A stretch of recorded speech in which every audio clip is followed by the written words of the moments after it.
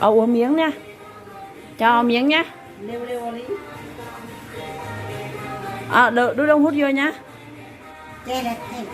Cho miếng.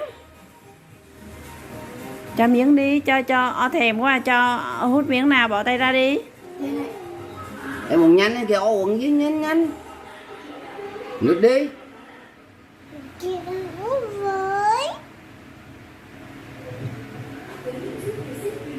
Uống nó cạnh ổng đấy mà nó uống.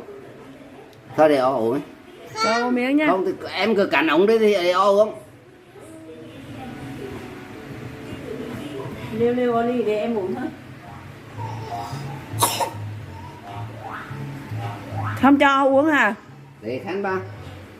Để thôi. Cho uống miếng được không? Cái này của em.